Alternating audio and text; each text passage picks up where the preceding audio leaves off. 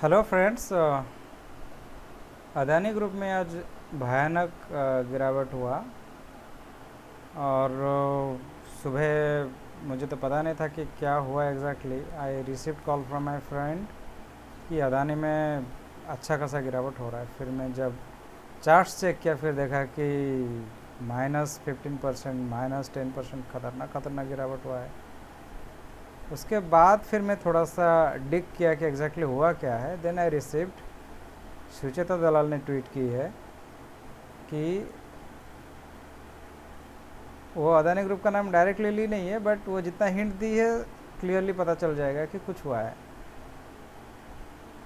और सुचेता दलाल वही जर्नलिस्ट है जो बहुत साल पहले हर्षद मेहता को एक्सपोज किए थे। उनके ऊपर मूवी भी बन चुका है स्कैम 1992 करके, जिसमें उनका एक इंटीग्रल रोल है, मेन रोल है आप कह सकते हो। और वो क्या ट्वीट था मैं आपको बता रहा हूँ। ये था वो tweet: another scandal had to prove outside the black box of information available with SEBI tracking systems is the return of an operator of the past who is relentlessly rigging prices of one group. prices of one group, India में group क्या है सबको पता है कि कितने groups है और कौन सा ग्रुप कैसा परफॉर्म कर रहा है। all through foreign entities, his specialty and that of a former FM, nothing changes. कोई मैनिपुलेटर मार्केट में रिटर्न किया है।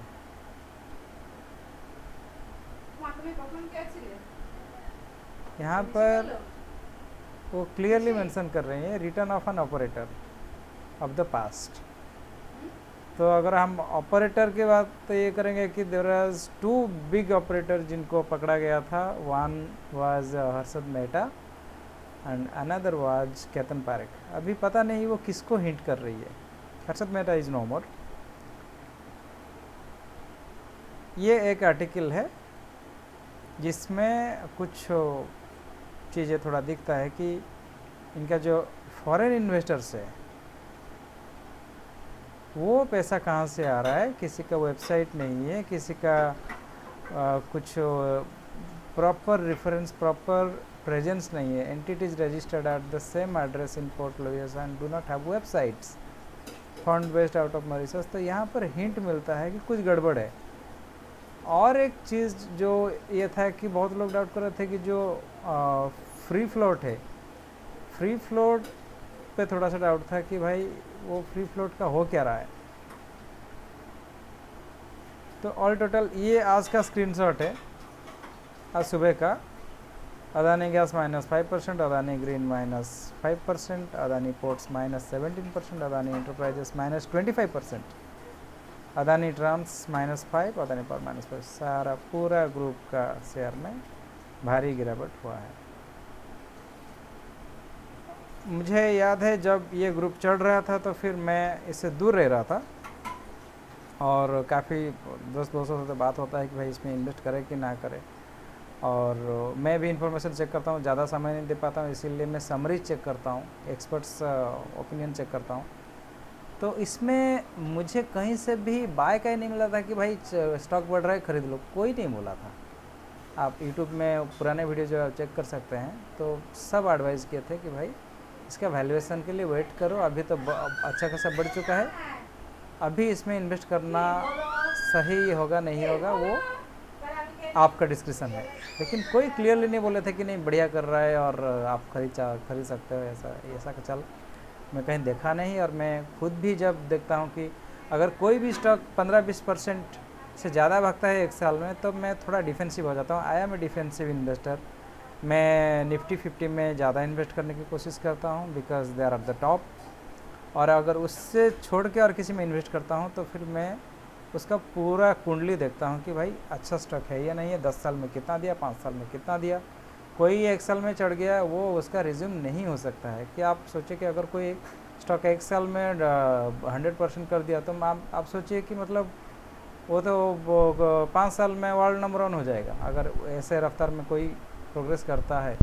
एक आध बार ऐसा होता है, लेकिन कोई भी स्टॉक के साथ बार बार नहीं होता है। कंसिस्टेंसी के लिए अगर कोई भी स्टॉक से आपको 12-15% भी मिल जाए तो that is good enough to maintain a portfolio.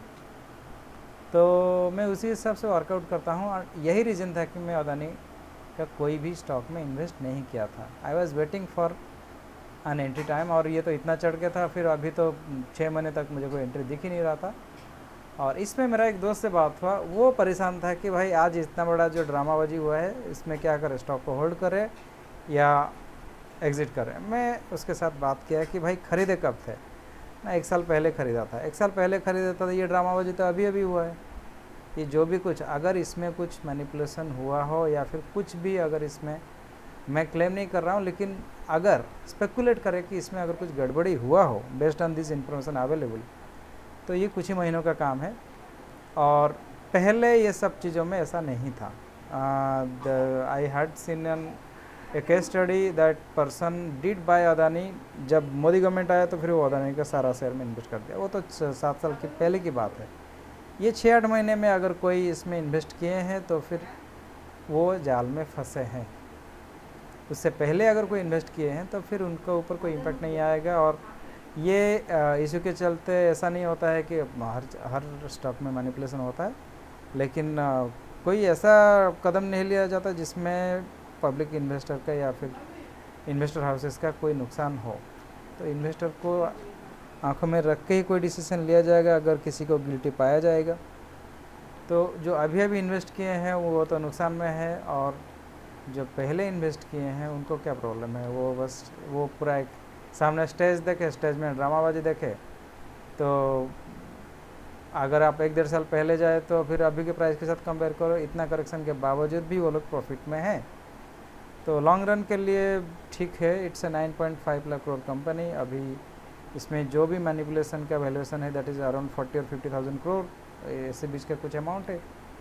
तो यही चीज़ है कि जो अभी अभी हुआ है उसके लिए इसका लॉन्ग टर्म इम्पैक्ट, कुछ इम्पैक्ट तो होगा, लेकिन इतना बड़ा इम्पैक्ट नहीं होगा जैसा इम्पैक्ट हम और किसी केस में देखे हैं, लाइक गीतांजलि जेम्स या सत्यम, वो सब चीज़ों के। लेकिन हाँ, इस टाइप का केस मैं बहुत कम सुना हूँ कि एफडीआई में 50,000 करोड़ का ऐसा मैनिपुलेशन हुआ हो एफडीआई के नाम पे। तो इसमें और कोई केस स्टडी तो मुझे फ़िलहाल नज़र में नहीं आ रहा है। छोटा मोटा हुआ रिलायंस में 2007 में हुआ था, वो 1100 करोड़ का था। फिर उसका फ़ाइन भी अभी रिसेंटली जनवरी में फ़ाइन लगा।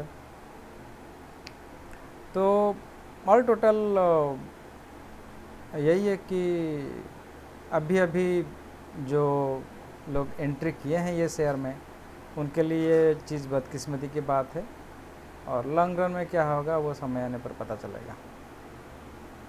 Thank you for watching. If you like the content of this channel, please consider subscribing.